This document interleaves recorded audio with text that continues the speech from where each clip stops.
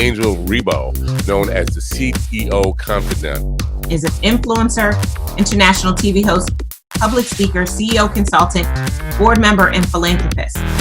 I was always doing the same thing. So I was always helping my employers to develop their businesses. I think that business leaders now need to be conscious like never before. They need to hear different messages.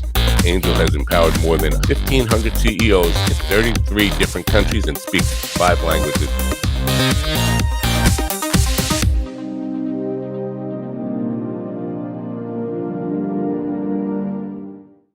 Hello, everybody. This is Angel Rebo, the CEO Confidant, and also the president and co-founder of the Wisdom for Kids Foundation.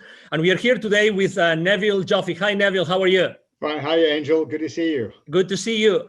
Absolutely. So for those that don't know Neville Joffe still, he is an executive educator. And, for the last 25 years, he's trained more than 20,000 C-level executives and business operators in order to help them understand the financial implications of their business decisions.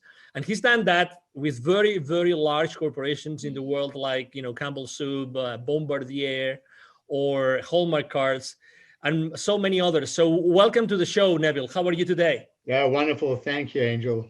Wonderful. So let's start because, we started this series of talking about the different chapters of your book, the latest of your books, which is the Baker's Dozen Rules of Highly Successful Business Operators that you see here.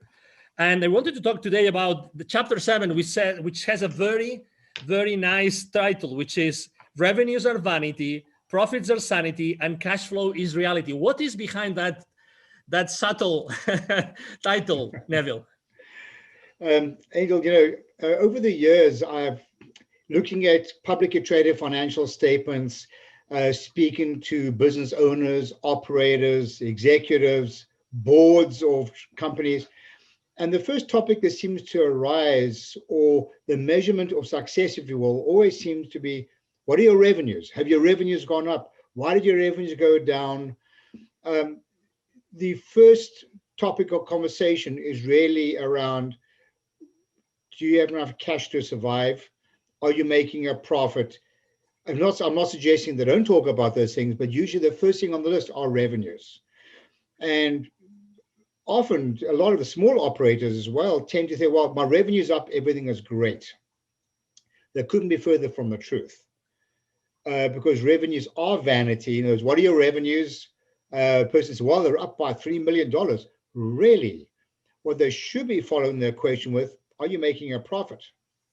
And right. If you are making a profit, they should be asking, do you have any cash to stay alive in your business? How about your cash flow?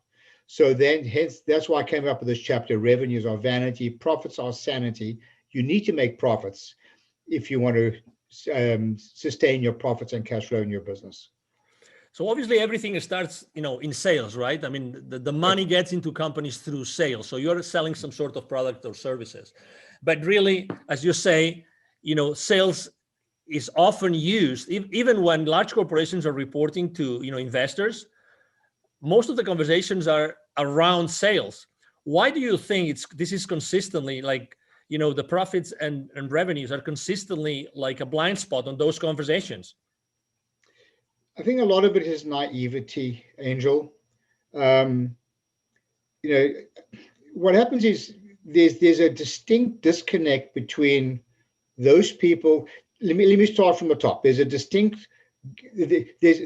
an alignment between investors, the board, and the CEO.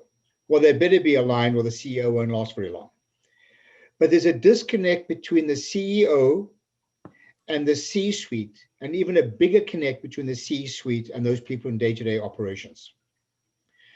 Ultimately, those people in operations, and I said this on previous interviews as well, and I'm going to just stick with it because it's so important. Ultimately, those people in operations are the ones who are essentially signing the checks in the corporation. They were making decisions. You spoke about sales. So people in sales are the ones who are discounting. Do they even know how much volume they've got to sell to offset a discount to maintain the same gross profit? I can count literally on one hand how many people give me the right answer. They've never even thought to even ask a question. Have they thought about you're going to increase your sales and so revenues go up? Have they thought about the additional resources that are needed to support those sales? This really speaks to chapter 3 of the book. Just do as you say you're going to do. So what's happening is there's this big disconnect between governing the success of a business from a sales point of view by increasing revenue without even a consideration to the resources and the money that is needed to support those increase in sales. So again, a lot of it is naivety, a lot of it is a lack of financial transparency, a lot of it is a lack of communication, a lot of it is a lack of engagement. In fact, if you look up on the top corner of my screen, we talk about driving sustainable profits and cash flow. The word sustainable is the opposite word, but to do that, we need to engage our employees, we need to educate them, and only when we do that is it reasonable to hold them accountable. So a lot of this is a big disconnect in communication and education.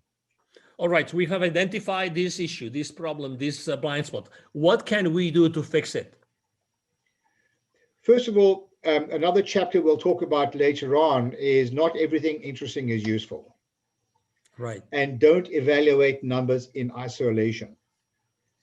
So the way to fix this is to deal with the root cause of the problem, not the symptoms, and not to keep doing the wrong thing more efficiently. We need to do the right thing more effectively. And the right thing is to, number one, have sufficient financial transparency that everybody knows what's going on. Number two, to ensure that people can connect operational behavior to the ultimate reason why we're in business, which is to drive sustainable profits and cash flow. Otherwise, they're operating in a vacuum. They're looking at numbers in isolation. That is the root cause of the problem. So if people get educated, understand the implications, and learn to communicate with each other through engagement, that is the root cause of the problem. I'm not suggesting it's a perfect solution, but one thing's for absolute certain, it will resolve a lot of issues. You know, often when I've worked with these large corporations, Angel, and we're customizing our training programs, our business literacy training programs, I'll often hear that the company has a lot of problems. By the time I'm finished customizing it, they realize you don't have a lot of problems. You have a lot of the same problem.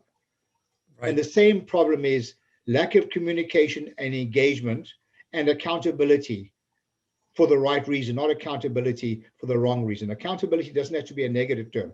It can be a positive term as well. That is a root cause of a lot of these issues. So according to your experience, what happens after you deliver that education, that training? What do you typically see that happens immediately in that company, that organization?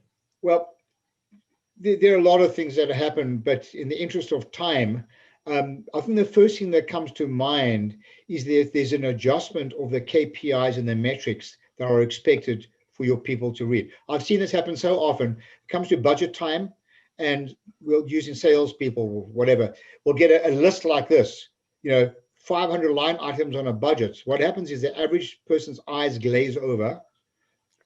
They just become overwhelmed with information instead of sticking to what is useful, not just interesting. So the first thing that usually happens is, and the first chapter in my book is called Managing Expectations. The first thing that happens is the accounting department become aware of what is actually needed to move the needle.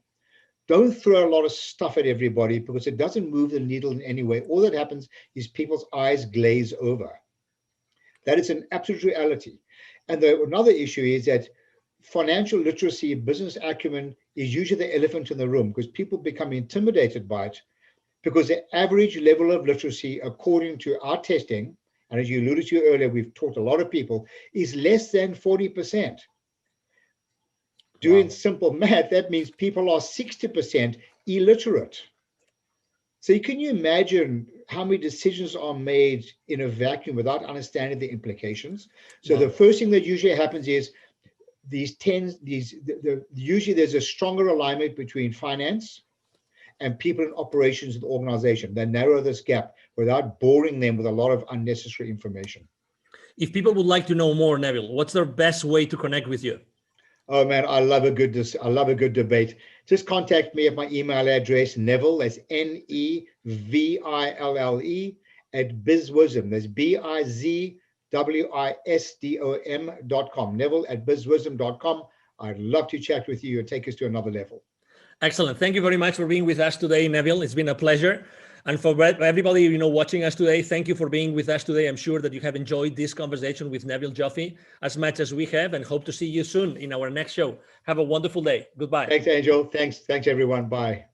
Thank you so much for watching our show today. The entire team of the CEO Confidant appreciate your time and attention. If you think that you are a good fit for the CEO Confidant TV, please connect with us on LinkedIn. We hope that you enjoyed today's show as much as we did. See you soon. Angel Rivo, the CEO Confidant. Email address angel@angelrivo.com.